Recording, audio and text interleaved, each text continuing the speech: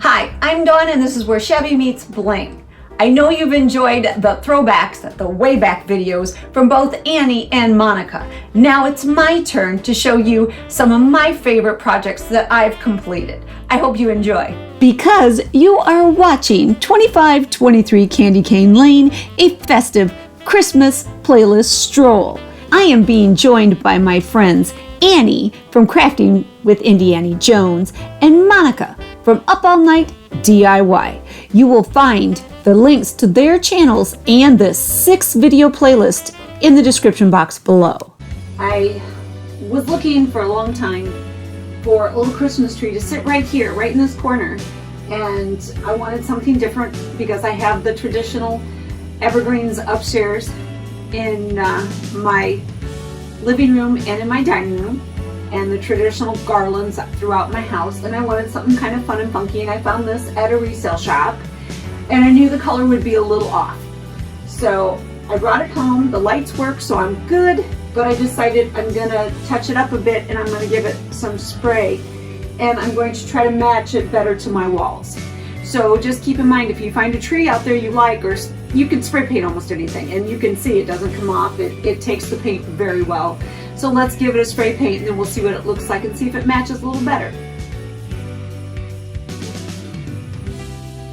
It's painted and it's very subtle, but it is a lighter shade and it blends much better with my walls. And now we're going to get to the heart of this project, which is making faux popcorn to decorate this little tree.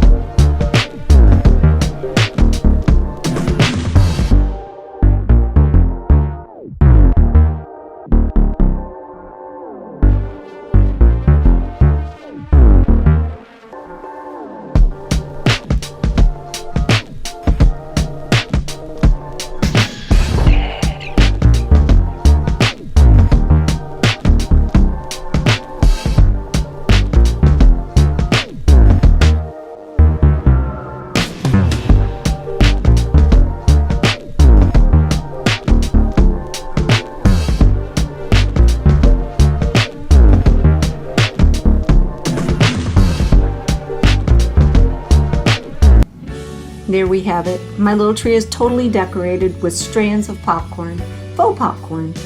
And keep in mind, this popcorn is weather resistant, so you can use it outside in your decorating as well.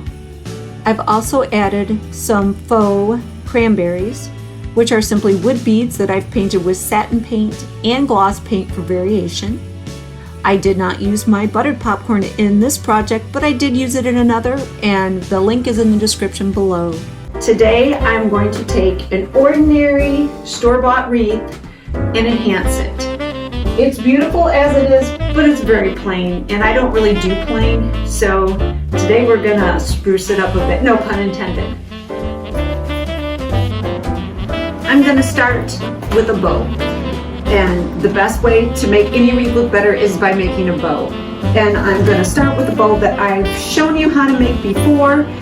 It's a video, I'll put the link down below. It's bow 1, and it's a ribbon candy bow. And what I'm going to do here is make a much larger version of that, and I'm going to show you how I wire it together and how I create tails for it. So you need a decent piece of wire.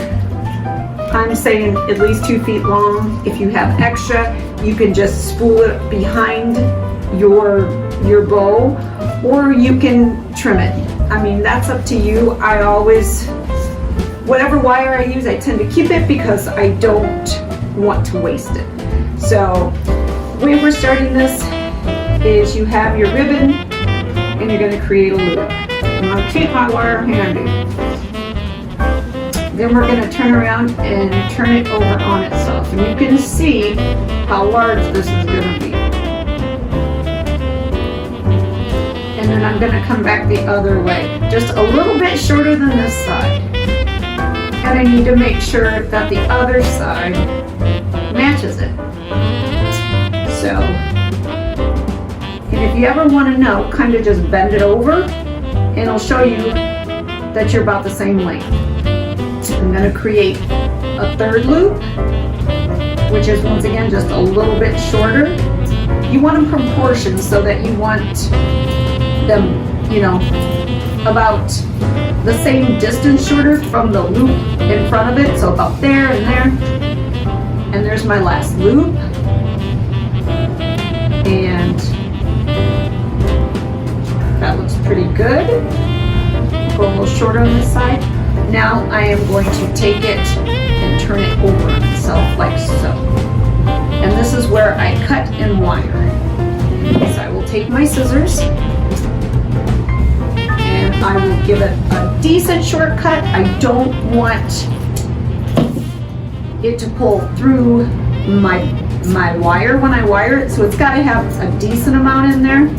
So there's your bow. Now I'm going to take my wire and go right through the middle, like so. And this is floral wire. And there's different gauges and different colors, but this is just your average gauge green floral wire. And you take it behind and you're just going to twist it. And you're going to give it quite a few twists so it stays in place. And there you have your bow. Now I am going to add tails to this, and I'm going to add streamers at some point, but the bow itself is going to go in next. But I need to add a couple of tails. So what I'm going to do is I'm just going to take a decent amount of ribbon, and I feel I like that amount. And I'm going to create what's called a bird beak on the end of my ribbon. And the easiest way to do that is you just fold it over, like so, and you come in at an angle and you cut. Bird beak. Now, you want the other side to match, so fold it over, like so, and you put this one in the middle of this guy, and you line them up. And if you want to be real slick about it, you do them both at the same time, and you give it a cut. You have matching bird beaks. So I'm going to take this, find the center, and I'm going to wire it also to the back of my bow. And you're just going to give it a couple of little turns. As you can see, I've added the bow, and I've simply wired it in place instead of wiring and hot gluing, because I will probably change the decor on this wreath at some point in time. Now we are going to add some beautiful greenery to it. I have 5 stems. I try to always work in uneven numbers. That way, if you notice, uneven numbers of loops in the bow as well. And it adds more visual impact. And what I'm going to do is just divide out my 5 and add them in, and I'm just going to stick them in. Since this is going to be an indoor wreath, I'm not going to wire them and I'm not going to hot glue them. So I'm going to simply stick them in place the same direction that the fronds are going here. You've got your pine needles going this way, so my greenery will go this way. So you just take them and you place them in nice and tight. You can wind your other greenery around them, but this is going to be extraordinarily full when we're done. There's number 1.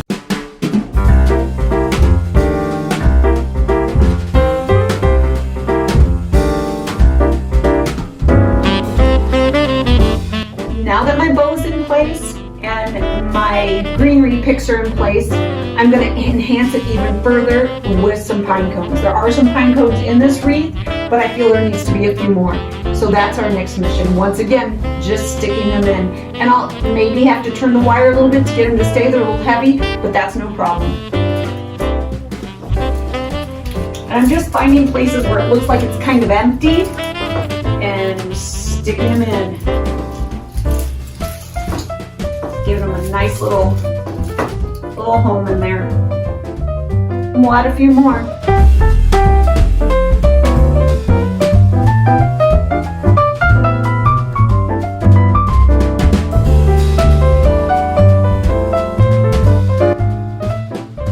So here we have my enhanced wreath. You can see that I've added another bow at the bottom.